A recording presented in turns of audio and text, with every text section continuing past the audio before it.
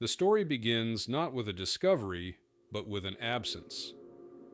In the spring of 1958, a team of Soviet researchers was dispatched to Lake Baikal under the authority of the Academy of Sciences.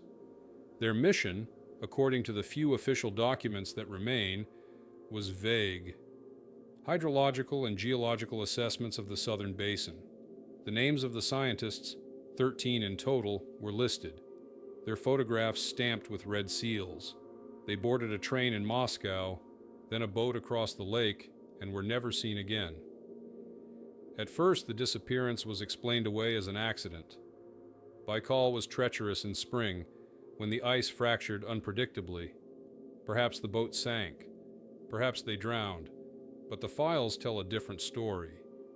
Weeks later, search crews found the vessel, moored neatly at a remote pier. Supplies were intact, equipment still packed, food untouched. It was as though the researchers had simply stepped off the deck and walked into the forest, abandoning everything. Witness testimonies contradict even this. A fisherman near Listvianka swore he saw strange lights on the lake that night, columns of pale blue rising from the water, vanishing into the sky. He told the local militia that he heard voices carried on the wind, though no one else was near. The militia dismissed him as drunk. His name does not appear in later reports, as though erased.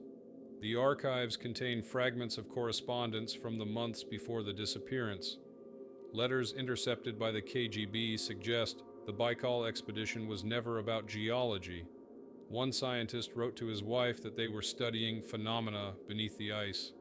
Another mentioned sounds at depth, recorded by sonar, pulses too regular to be natural, too deep to be machinery. A third letter, never sent, contained only a single line. The lake is not water, it is a mirror. After the disappearance, Moscow moved quickly. Families of the missing were given pensions but warned not to speak of it. Local officials were instructed to classify the case as drowning due to natural conditions. Yet behind closed doors, new directives circulated. A KGB memo from August 1958 refers to persistent anomalies in acoustic readings and recommends sustained monitoring under military oversight. Another file lists construction materials shipped to Baikal's shore, fencing, radio towers, lead-lined bunkers. Meanwhile, local folklore began to shift. The Buryat people had long considered Baikal sacred, a place of spirits. After 1958, their stories grew darker. Hunters spoke of hearing voices rising from holes in the ice, calling them by name. Fishermen claimed to see faces beneath the water, eyes staring upward through the frozen surface. One shaman warned that the Soviets had woken the hunger beneath. His village was soon resettled. Search teams sent after the missing scientists fared little better. In 1960, a detachment of divers reported structures at depth, shapes resembling columns or walls, arranged in unnatural symmetry. Their report was seized and the divers reassigned. Rumors spread that some had surfaced too quickly, blood streaming from their noses and ears, whispering about lights below the black water. The official record ends there. The Baikal experiment was never acknowledged again. Yet in scattered testimonies, in blurred photographs, in the half-burned pages of forgotten archives, its shadow remains.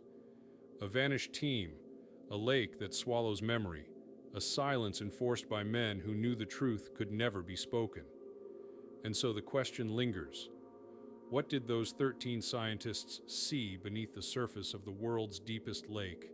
Did the Soviet Union lose them to accident, or did it bury them to conceal what they had found?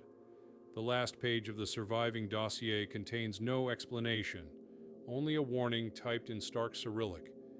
The lake remembers. Do not return. The second layer of the story emerges in the 1960s, when the silence surrounding the missing researchers began to fray. Though Moscow maintained its official line, an accident, a tragedy explained by Baikal's treacherous waters, local witnesses insisted otherwise. A declassified patrol log from 1962 notes fishermen reporting strange humming from beneath the lake surface, a sound that caused ripples though the water lay still. The log ends with the chilling phrase, "Patrol instructed not to approach. Observation only." Rumors filtered out among the families of the lost scientists. One widow, in a letter later intercepted by the KGB, described being visited by an officer who returned her husband's watch and notebook. The notebook contained no scientific entries, only pages filled with repeated sentences. "It is deeper than depth. It is awake." She was warned never to show it to anyone. She died in a car accident months later. The notebook was never found. Meanwhile, local Buryat communities continued their own testimonies. Hunters swore that the shoreline forest grew quiet after dusk. No birdsong, no animal calls. Fishermen told of nets rising heavy with dead fish, their bodies intact, but eyes missing. Children dared each other to approach the piers abandoned after 1958, claiming they could hear footsteps echoing on the wood at night, though no one was there. One boy returned pale, insisting he had seen wet handprints leading from the water into the trees. In 1965, divers from a military engineering unit were sent to investigate subaqueous anomalies. Their report, buried in a Ministry of Defense archive, survives only in fragments. They describe structures resembling arches or vaults, too regular to be natural rock formations. The divers reported being followed by large luminous shapes that retreated when lights were shown. Two of the men failed to resurface. Officially, they suffered equipment malfunctions. But a surviving comrade, years later, told his grandson that the missing men swam upward into the light as if answering a call. Western intelligence began to take notice. CIA cables from the late 1960s reference classified Soviet interest in Baikal, possible naval installations. Analysts puzzled over why such a remote freshwater lake would warrant military secrecy. One document speculates possible deep submergence project, alternatively, concealment of accident. But the analysis falters, noting that seismic readings from the region showed pulses inconsistent with any known human technology. By the end of the decade, Baikal had acquired a new designation in Soviet files, Object NERPA. The wording suggests military control, but also a recognition that the lake itself was the subject of containment, not exploitation.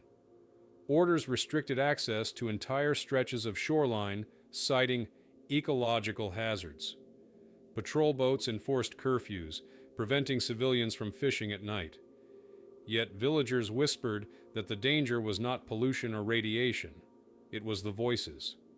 Accounts tell of men who walked into the lake at night, fully clothed, calm, as though in a trance. Their bodies were never recovered. One militia officer reported this to his superiors. Weeks later, his own family vanished. Their apartment in Irkutsk stood furnished but empty, the door locked from the inside. Thus, the disappearance of 13 researchers began to echo outward, infecting the lives of soldiers, villagers, and entire communities. Baikal was no longer just a lake. It was a wound, one that resisted healing, one that swallowed not only men, but memory itself. And Moscow's silence grew heavier, as though words alone could awaken what had been disturbed in 1958. By the early 1970s, the Baikal experiment had become a ghost, whispered only in fragments, yet its shadow stretched wider each year. The official narrative, an accident, a tragic drowning, remained fixed, repeated in reports and local newspapers whenever questions resurfaced. But those who lived near the lake began to notice patterns that no accident could explain.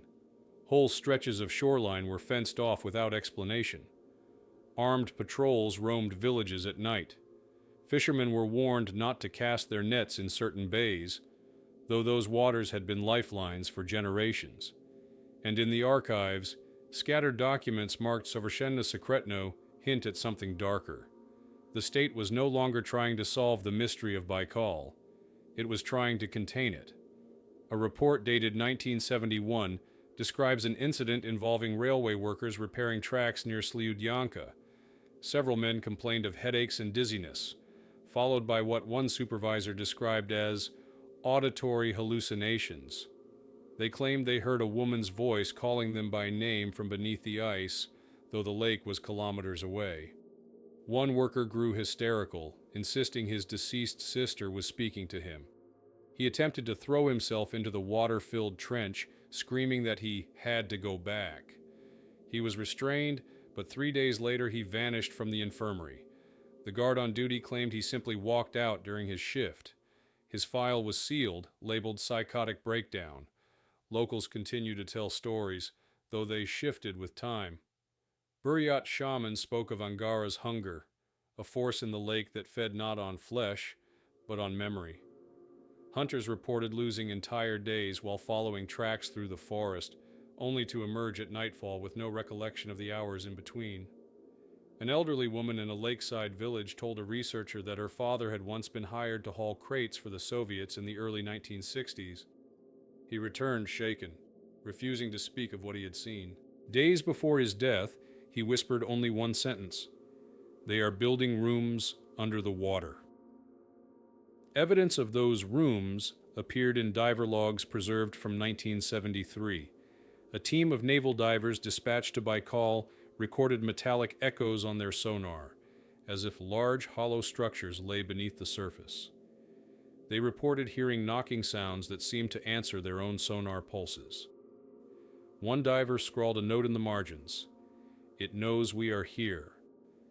Days later, he collapsed during a training exercise and never regained consciousness. The logs were confiscated, but copies resurfaced in the 1990s. Western agencies also paid attention. Declassified CIA files from 1974 describe electromagnetic anomalies detected in Baikal region. Analysts speculated the Soviets were developing underwater installations, but the same file includes a handwritten addendum: patterns too regular but not mechanical, suggests source unknown. This admission, buried in intelligence bureaucracy, suggests even foreign powers recognize something beyond human design. Meanwhile, villagers described increasingly bizarre phenomena. Nets pulled from the lake returned shredded, not by rocks or fish, but as if cut by precise blades. Entire boats reported losing power in still water, drifting for hours before engines restarted. Fishermen began to describe shadows moving beneath the surface, too large for sturgeon, too coordinated for natural schools. Some swore they saw shapes resembling human figures swimming far too deep, illuminated by pale light. They called them the drowned that do not drown. By 1975, the Ministry of Defense declared parts of the lake closed military zones. Families living nearby were relocated inland. Officially, it was for ecological protection.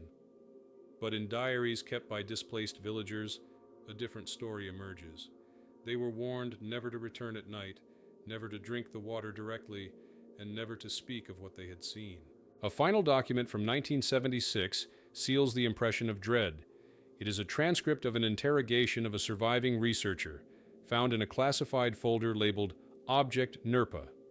The man, identified only as Subject A, claimed he had been part of a second Baikal mission years after the first team vanished. His voice, according to the transcript, shook throughout. "We went below," he said. "There are halls there, columns, not ours. The water moves through them, but they are older than the lake itself. We heard voices. They knew our names." The transcript ends abruptly. A note at the bottom states, "Subject deceased prior to further questioning." Thus, by the mid-1970s, the Baikal experiment had expanded far beyond the disappearance of 13 scientists. It had become an infection spreading outward into local folklore, military secrecy, foreign intelligence, a mystery that refused to sink, a wound beneath the world's deepest lake that bled not with water, but with memory, silence, and fear. And still, Moscow said nothing. Silence was easier than the truth, but the silence itself became proof that something beneath Baikal had not only been found, it had never let go. By the late 1970s, the Baikal experiment was no longer a forgotten incident, but a shadow stitched into the daily life of everyone who lived near the lake. The official story, 13 drowned scientists, nothing more, was repeated endlessly in newspapers and regional reports, but beneath that surface repetition grew a silence too heavy to ignore. Patrols along the shoreline increased, fences were erected around areas once freely used by fishermen, and entire villages were relocated inland with no explanation but the phrase hazard zone. Yet none of this appeared in public records. On maps, the region looked untouched, pristine, empty. Declassified fragments from the Ministry of Medium Machine Building tell a different story. One memo, stamped 1977, top secret, warns of thermal anomalies in southern basin. The document describes localized patches of water that boiled even in winter, melting ice in perfect circles that spread outward without cracking the surrounding sheet. Photographs included in the file, later leaked in the 1990s, show fishermen's huts perched on normal ice only meters away from black water, steaming like breath from the earth itself. Scientists who tried to measure these anomalies reported instruments failing, compasses spinning, and batteries draining within minutes. Their logs end abruptly, confiscated by officials who arrived by helicopter and removed all evidence. Locals, of course, had their own explanations. The Buryat elders said the lake had begun to speak again. Stories circulated of hunters hearing voices beneath the ice, voices that mimicked loved ones. One man insisted he heard his dead father calling his name from under the frozen sheet. When he tried to strike the ice open, companions dragged him back, terrified he would leap in. He spent the rest of his life in silence, never speaking again. His family said he stared at the lake for hours each day, lips moving as though in conversation. In 1978, a team of naval divers was dispatched for what was officially labeled training maneuvers. Internal reports, partially recovered, suggest otherwise. The divers were ordered to descend in groups of 3 into the deeper trenches, equipped with experimental suits. Only half returned. Survivors described figures moving alongside them, massive, pale, humanoid, without equipment, swimming with impossible speed. The men reported being surrounded by these entities, who extended their hands as though in invitation. Terrified, the divers ascended too quickly, suffering catastrophic decompression injuries. 3 died within hours. Their commanding officer ordered silence, but word leaked to nearby garrisons. The entities were nicknamed Baikal's swimmers, a phrase whispered in barracks long after. The Soviets' response was escalation. A classified KGB file from 1979 references Project NERPA expansion, allocating funds for the construction of an underground monitoring facility near the shoreline. Supplies listed include reinforced concrete, lead shielding, and acoustic sensors. Witnesses from nearby villages claimed to see convoys of trucks moving at night, escorted by soldiers with covered insignia. They heard construction noises echoing through the forest, hammering and drilling that went on for months. Yet by the next summer, no new buildings appeared above ground. The structures were buried, sealed, hidden. Folklore adapted once more. Children were told not to play near the water after dark. Parents warned that the lake steals names. Some insisted that if you whispered your name over Baikal at midnight, the water would whisper it back. But wrong, twisted, in a voice that was not your own. Fishermen swore they saw lights glowing beneath the depths, arranged in patterns like grids or streets, as though an entire city lay drowned below. One described it as windows opening, showing us what sleeps beneath. Western intelligence by then could not ignore the scale of secrecy. A CIA cable from 1979 notes unusual construction on Baikal's southern shore, likely strategic submarine facility. Yet the analysis falters, admitting no evidence of submarine activity and geological data inconsistent with naval installations. Analysts highlighted seismic tremors recorded near the lake, pulses too rhythmic to be earthquakes, too deep to be man-made. One officer scrawled in the margin, "It's not them building, it's something else moving." Inside the USSR, paranoia grew. Reports of disappearances multiplied, not only of villagers and fishermen, but of entire patrol units. One declassified logbook records a squad of 8 soldiers sent to investigate a shoreline breach. Their vehicle was found idling with headlights on, doors open, rifles stacked neatly inside. The men were gone. Tracks led to the water's edge, but none returned. The incident was officially filed as desertion, though their families received state funerals without bodies. By 1980, Baikal was no longer just a lake in the Soviet imagination. It was an active zone of dread, a place where reality bent, where men vanished, where instruments failed, where silence held more weight than sound. Families living within sight of its waters reported dreams that grew too similar to be coincidence. Women described hearing children crying from beneath the waves. Men woke screaming that they had been pulled under, their lungs filled not with water, but with light. And always, in every account, the same refrain: the sensation of being watched from below. The final document from this period is the most unsettling. A 1980 KGB memo, unsigned and heavily redacted, states simply, "The anomaly is adaptive. It remembers us. Direct engagement prohibited." No further explanation follows, only instructions to maintain permanent surveillance. The Baikal experiment had begun with a vanished team of 13. By the dawn of the 1980s, it had consumed far more: soldiers, civilians, entire communities. And still, the lake endured, deeper than any ocean trench, silent, black, and waiting.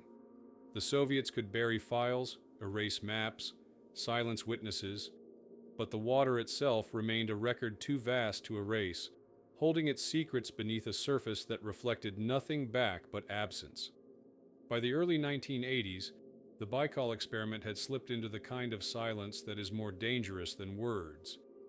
Moscow no longer mentioned it at all, not even in the form of denials. The official version had calcified: 13 researchers drowned in 1958, nothing more. But deep inside the archives, stamped Особой важности, the story still pulsed, growing stranger with each new entry. A 1981 field report describes fishermen near Bolshoye Golusnoye discovering their nets shredded into precise strips, as though cut by machinery. The fish inside were unmarked, their eyes intact this time, but their bodies trembled even after death. The men who hauled the nets swore they heard faint vibrations in their bones, a hum that grew louder as they approached the lake's center. One refused to return to Baikal at all. In his later testimony, smuggled out decades later, he said, "It wasn't sound, it was attention. The lake was listening." In the winter of 1982, a patrol boat vanished during routine shoreline monitoring. It was later found drifting near Olkhon Island, engine running, lights still burning. The crew, 7 men, were gone. Food sat on the mess table, half-eaten, tea still warm. The captain's logbook recorded nothing unusual until the final line: "Lights beneath us again, moving closer." The page ended mid-sentence, ink blurred by water. No bodies were ever recovered. The incident was classified as loss due to ice rupture, though the boat bore no damage. At the same time, civilians living near the lake began reporting increasingly bizarre phenomena.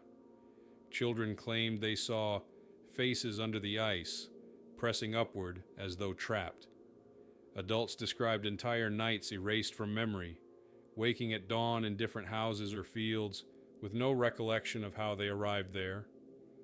One family from Lisvyanka found themselves standing barefoot on the shore at sunrise, all 4 members silent, their eyes clouded white for hours before their vision returned. Their relatives begged for relocation inland. The request was denied. Inside the state, containment efforts grew desperate. A 1983 memorandum from the Ministry of Defense references sonar disruptions spreading beyond Baikal, interfering with naval tests in the Pacific. Analysts warned that whatever pulsed beneath the lake might be expanding. The phrase geophysical contamination appears repeatedly, though no definition is given. In the margin, an officer scribbled, Not contamination, communication. The memo's final recommendation is stark. Terminate all deep-water expeditions. No further descents authorized. Yet, not all obeyed. That same year, a small group of divers, military volunteers, attempted a clandestine descent to depths previously avoided. Only one survived. His debriefing, buried in a KGB file, records a frantic testimony. There are chambers, not caves, rooms, columns of stone or metal I cannot say. Light moves there, like it breathes. They were waiting for us. They touched my mind. They showed me faces, our own faces, but not ours. The diver died days later in a hospital bed, his body riddled with sudden tumors. His remains were cremated immediately. Meanwhile, the folklore surrounding Baikal grew darker still. Buryat elders spoke of the Alhan Nur, the singing water, a place where voices echoed even without wind. They warned their grandchildren never to speak their own names near the lake. If it knows your name, they said, you will not come back whole. Hunters returning from the taiga described hearing entire conversations carried over the water, though no boats were near. Some swore they heard Soviet anthems played on phantom loudspeakers beneath the waves. Western agencies, too, began noticing patterns they could not explain. A CIA briefing from 1984 cites heat anomalies detected by infrared satellites, describing perfect circles of warmth blooming on Baikal's surface in midwinter. The report speculates geothermal activity, but admits no volcanic structures exist in the area. Another line, declassified years later, reads, consider possibility of undisclosed Soviet technology, alternatively, non-terrestrial. By 1985, even Soviet officials privately admitted the impossibility of control. A classified Politburo transcript notes that Baikal remains unstable and warns against further civilian exposure. One general is recorded saying, we cannot close the lake, we cannot drain it, we cannot destroy it, we can only pretend it sleeps. His words were struck from the official record, yet they survive in the notes of a stenographer who defected years later. Residents still living nearby spoke of a city growing beneath the waves, visible only on certain nights.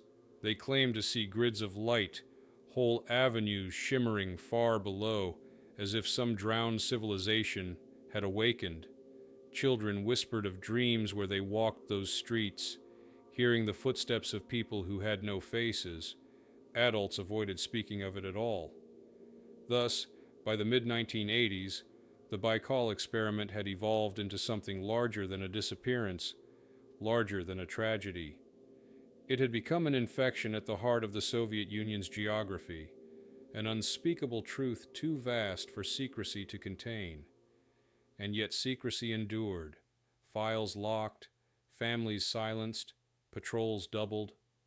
The deeper the silence grew, the more it seemed to confirm the same fear, written in fragment after fragment of classified text. It is not gone, it is waiting. By the mid-1980s, the Baikal experiment had become an open secret within certain Soviet circles. Everyone knew something had gone wrong at the lake, but no one dared to speak of it directly. Files grew vaguer, language more euphemistic, as if even the act of putting words to paper carried risk. Reports spoke of acoustic interference instead of voices, thermal inconsistencies instead of boiling ice, personnel attrition instead of disappearances, but between the lines, the same pattern repeated. Baikal was no longer just a lake, it was a site of contagion, a presence capable of drawing people into itself. In 1986, amid the chaos of the Chernobyl disaster, Baikal nearly surfaced again. A series of tremors shook the southern basin, strong enough to crack ice across kilometers. Locals swore they saw fountains of light erupting from the water, columns that reached into the night sky. Patrol logs confirm illumination visible from 3 shore points, though the event was officially dismissed as atmospheric refraction. The coincidence was not lost on those who watched Moscow drown in radiation secrecy. While one catastrophe dominated headlines, another was quietly buried. That same year, a medical report from Irkutsk Hospital describes a surge of patients suffering identical symptoms after returning from the lake: nosebleeds, memory loss, and episodes of speaking in voices not their own. One fisherman answered questions in flawless German, though he had never left Siberia. Another recited passages of Pushkin in a monotone, unaware of what he was saying. Doctors wrote it off as trauma or infection, but the ministry seized the records. The patients themselves were relocated to undisclosed facilities. Among the Buryats, folklore turned apocalyptic. Elders spoke of Ader Sai Khan, the beautiful enemy, an old spirit that dwelled beneath Baikal's depths. They said it had been chained by shamans centuries ago, but that the Soviets had broken those chains by drilling, diving, listening. Hunters whispered that the ice itself was thinning, not because of climate, but because something below was pushing upward. "The water is no longer water," one shaman warned. "It is a mouth." He died 2 weeks later after walking into the lake at night. His body was never found. Meanwhile, military patrols grew more erratic. Units sent to guard the shoreline reported compasses spinning, watches failing, radios carrying whispers of commands in perfect Russian. One log from 1987 records a patrol leader scrawling in desperation, "They are repeating our orders before we give them." The squad vanished 2 nights later. Their vehicle was discovered idling by the shore, headlights on, rifles stacked neatly, boots arranged in a perfect circle on the sand. Western intelligence continued to collect fragments. An NSA intercept mentions mysterious blackout of Soviet hydroacoustic channels in Baikal sector. Analysts speculated about experimental submarines, but admitted confusion at why the Soviets would risk such activity in an inland lake. A handwritten note on the file reads, "Signals not mechanical. Patterns resemble heartbeat." Inside the USSR, cracks appeared. A Politburo memo in 1988 bluntly states, "Containment failing. Population at risk." It recommends the creation of a permanent quarantine zone around Baikal, complete with exclusion areas. The measure was never fully enacted, too costly, too public. Instead, denials hardened. Tourists were encouraged in some areas, while others remained curiously sealed. The contradiction itself fed the legend. A lake celebrated as the Pearl of Siberia, yet patrolled like a border. For those who lived nearby, the fear was more intimate. Families described dreams of their children standing at the water's edge, calling for them in voices not their own. Entire villages reported nights without sleep, the same nightmare repeating from house to house. Streets submerged, lamps glowing beneath the surface, faceless crowds marching silently along drowned boulevards. When journalists attempted to investigate, they were told the dreams were psychosomatic contagion, but villagers knew otherwise. "The city is below," one man whispered to an interviewer. "It has been below all along." By the late 1980s, Baikal had shifted from a research mystery into something closer to a forbidden subject. Scientists who had once studied its depths now avoided it.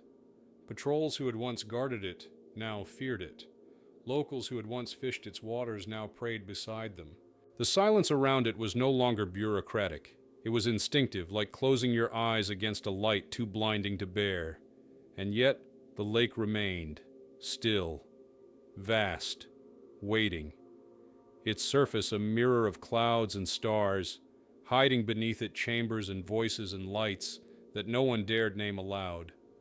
The Baikal experiment was no longer about missing researchers or military failures. It had become something larger, a question carved into the geography of the Soviet Union itself. A question Moscow could not answer, and one the world was never meant to ask. By the closing years of the 1980s, the Baikal experiment had mutated into something that no official archive could contain. The state still pretended it was nothing, a drowning accident, an empty rumor, but the testimonies that slipped through cracks painted a different reality. Baikal was no longer simply a lake. It had become a phenomenon that altered those who came near. A logbook recovered from a Soviet hydroacoustic station in 1989 records an event so bizarre it reads like fiction.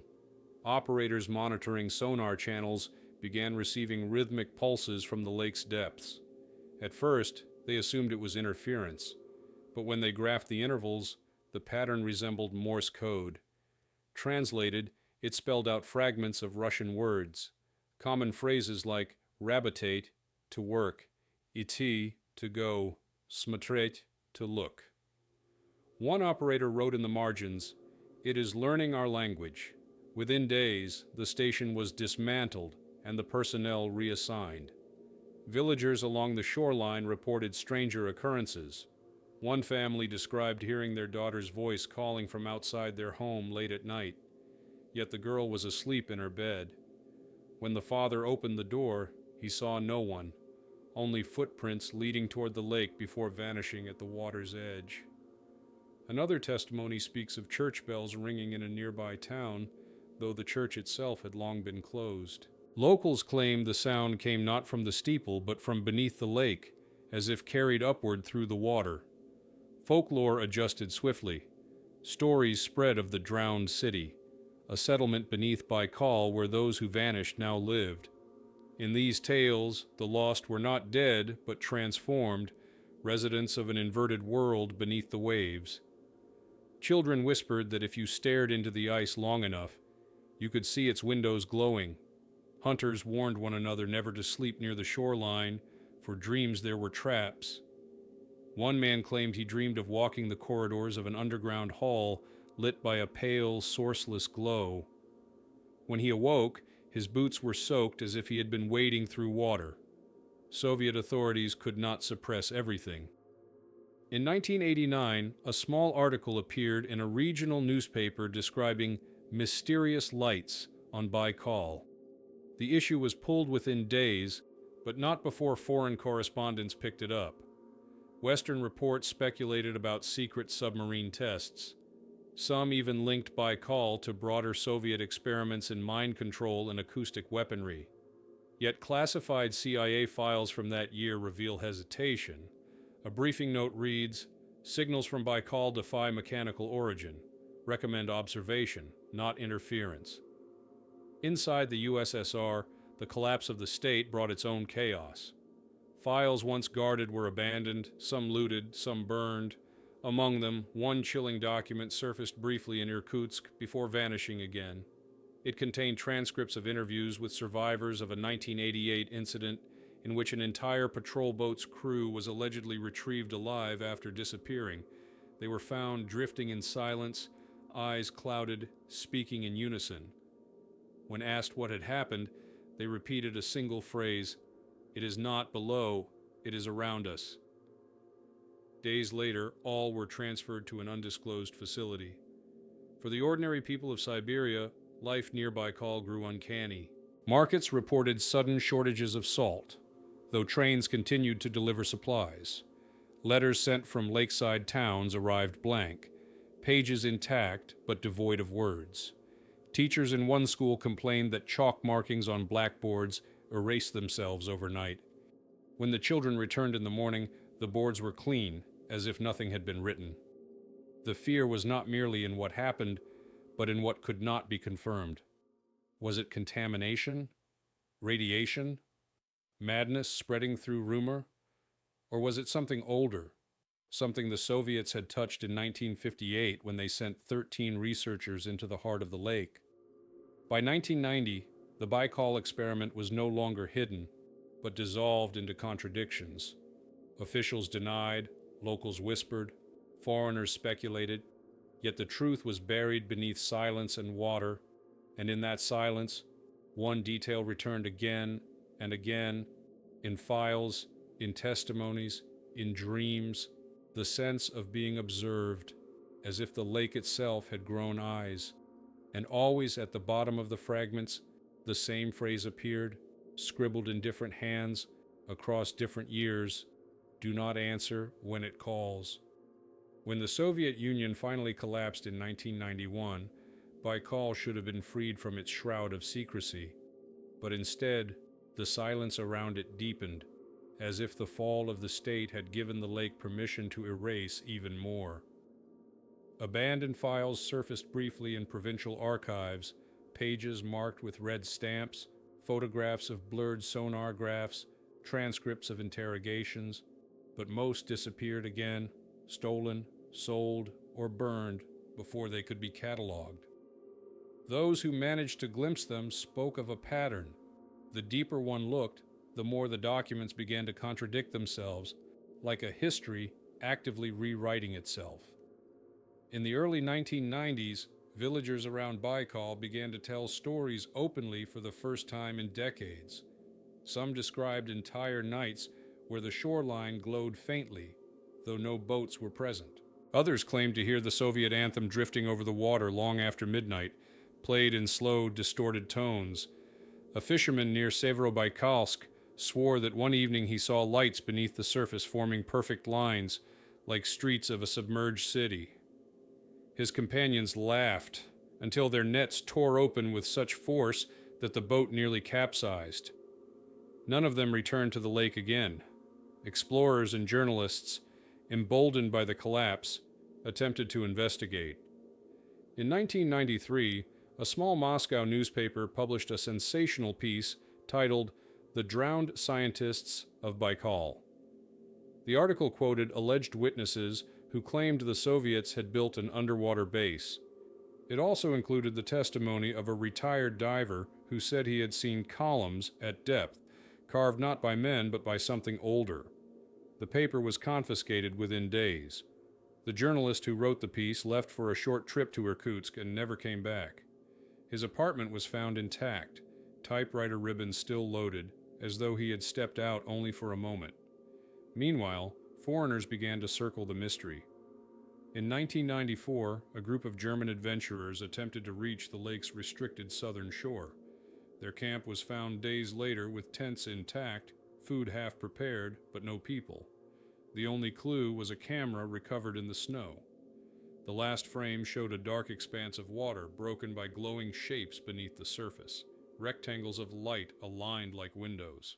Analysts dismissed it as a photographic error. Locals whispered it was proof of the drowned city. Throughout the 1990s, fishermen reported strange effects on their radios. Devices not tuned to any frequency suddenly crackled to life, broadcasting fragments of commands in Russian. Prepare, stand by, remain calm. Some swore they heard their own names spoken back at them. Others described hearing conversations from their own homes echoed through the static hours before they actually occurred. Engineers who tried to study these signals found nothing but dead batteries and melted tape reels. Folklore darkened further. The Buryats began calling the phenomenon Daldar Errol, the returning shadow. They said the researchers who vanished in 1958 had not drowned but had been taken below, transformed into something else. Hunters claimed that on still nights they saw figures walking across the frozen lake, tall and pale, leaving no footprints. Children were told never to shout their names over the water, for the echo might come back changed. Government response in post-Soviet Russia was inconsistent. Officially, Baikal was open to tourism, praised as a sacred jewel of Siberia. Yet certain zones remained quietly off-limits, guarded not by soldiers, but by men in plain clothes who offered no identification. Journalists who pressed too far into these zones often found themselves facing sudden accidents or losing equipment. A local TV crew in 1997 claimed their tapes erased themselves while filming near one of the restricted bays. On review, all that remained was a single frame of static, and in the static, shapes resembling faces. Western intelligence, now freer to share information, also remained cautious. A declassified 1998 CIA report refers to persistent anomalies in Baikal Basin, noting both thermal irregularities and psychological contagion among local populations. Yet the report ends on an admission. cannot confirm whether phenomenon is environmental, technological, or other. For those who lived near the lake, the uncertainty was more immediate. Fishermen tied charms to their boats. Villagers performed old rituals with offerings of bread and vodka, and parents forbade their children from playing near the shoreline after dark. Yet despite their caution, disappearances continued. Herders went missing, hunters failed to return, and occasionally whole families were found gone from their homes, belongings untouched. The Baikal experiment had become something more than a Soviet secret. It had crossed into the realm of myth, a story whispered on both sides of the fallen Iron Curtain. But unlike most myths, this one was anchored to a place that could not be denied, a place whose waters still pulsed with strange light, whose depths remained unmeasured, whose silence grew heavier each year, and with each retelling, one detail surfaced again and again. The missing researchers had never left the lake. In one form or another, they were still there, waiting beneath the mirror of ice, continuing the experiment the rest of the world had already forgotten. By the early 2000s, Lake Baikal had become a paradox, celebrated in tourist brochures as a pristine natural wonder, yet whispered about in the villages as a place where the earth itself withheld its secrets. Officially, the past was buried under slogans of ecological preservation. Unofficially, people still vanished.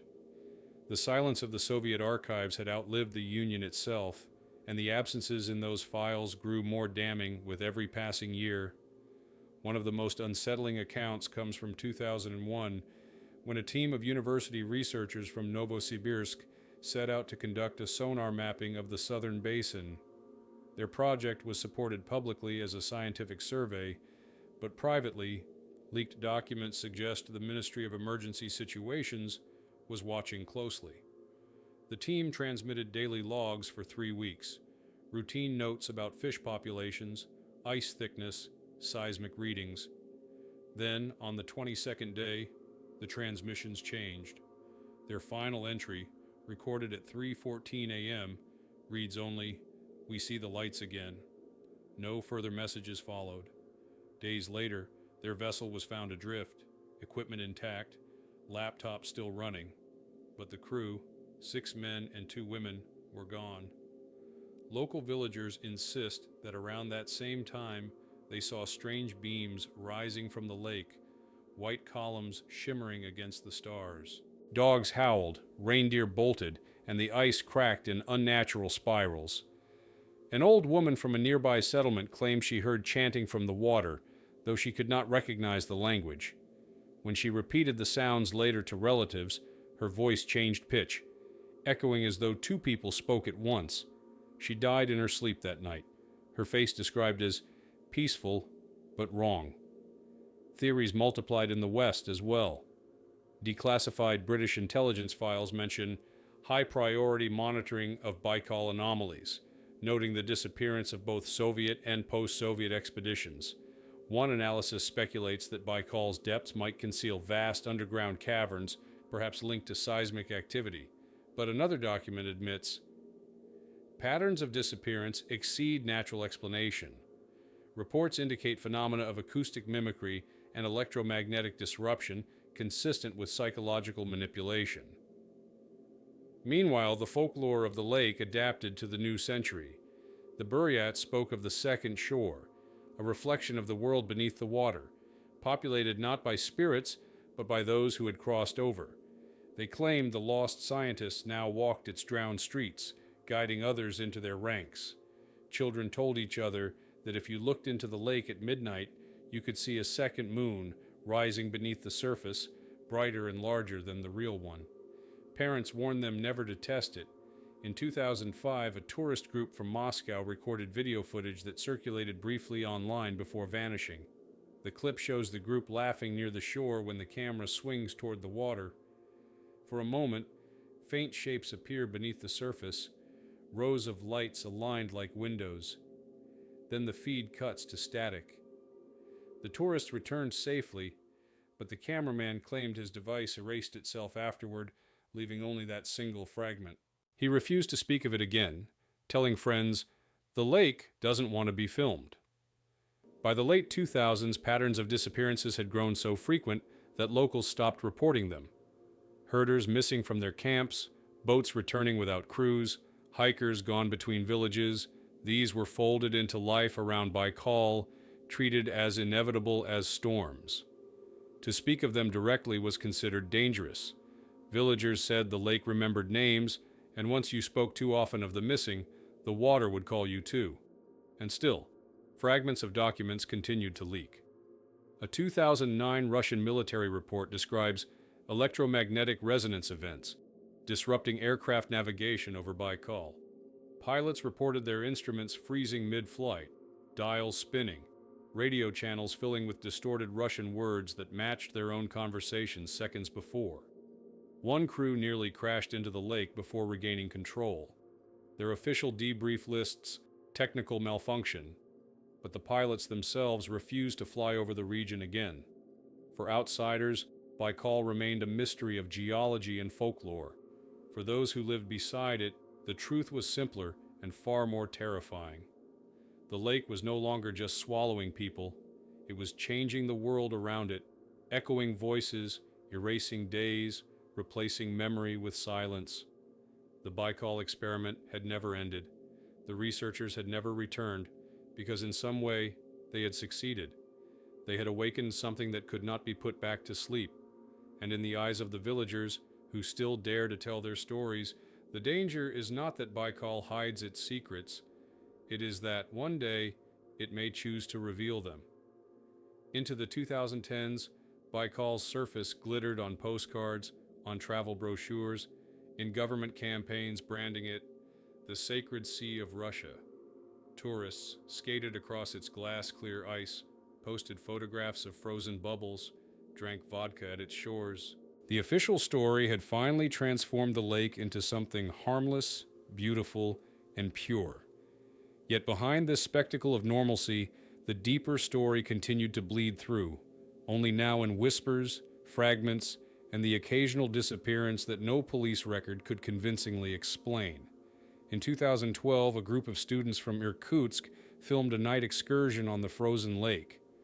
Their recovered phones contained short clips, laughter, skates scraping on ice, the sound of a guitar. Then, abruptly, the footage shows the students staring downward, silent, as if listening to something beneath them. The last seconds captured a low vibration, strong enough to rattle the microphone. None of the students returned. Search parties found their skates neatly arranged on the ice, but no cracks, no footprints leading away. The files were confiscated. The families told the case was still under investigation. It remains unsolved. A decade later, villagers still claim that Baikal answered back. In 2015, residents of a lakeside town reported hearing a radio broadcast during a power outage. Every household described the same message, a man's voice repeating names of the town's children, one by one, followed by the phrase, "Shift begins at dawn." Authorities blamed a shortwave transmission from China. Parents refused to let their children leave home for weeks. Western satellites, by then sharper than ever, only deepened the confusion. A 2017 European Space Agency report quietly circulated among scientists shows faint, rectangular light signatures beneath the ice, too straight to be natural fractures, too consistent to be dismissed as reflection. The report was never published. One researcher resigned after claiming the images reminded her of streets. Folklore evolved with equal speed. Buryat shamans spoke of Baikal as a mirror that remembers. They warned that the water no longer simply took lives, but histories. Families who lost loved ones described forgetting details, the sound of a voice, the shape of a face, faster than grief could explain. A mother of a vanished fisherman said she woke one morning and realized she could not remember if her son had ever existed. Her neighbors avoided her afterward, frightened that forgetting itself might be contagious. By 2019, a new generation of adventurers descended upon the lake, armed with drones and satellite phones. One group released footage online showing their drone flying over a perfectly circular opening in the ice, black water churning within. For a brief moment, Pale shapes are visible just below the surface, moving in coordinated lines. The video was removed within days, flagged as a hoax, yet those who had downloaded it insisted the frames were too detailed, too steady, to fake. The explorers themselves never uploaded anything again. In Moscow, the silence hardened. Questions in Parliament about missing persons were redirected. Journalists who pushed too far into Baikal's anomalies lost their platforms or vanished into unrelated accidents. One independent reporter, working on a book titled The Forgotten 13, died in a house fire weeks before its release. All drafts of her manuscript were destroyed. Today, Baikal stands vast and calm, its waters reflecting clouds, mountains, stars. Tourists sail across it, drink its clarity, marvel at its depth. They do not see the patrols that still guard certain stretches of shore, the research stations hidden in the trees, the files marked ecological monitoring that contain nothing but blank pages. They do not know that the families of the original 13 scientists were never given closure.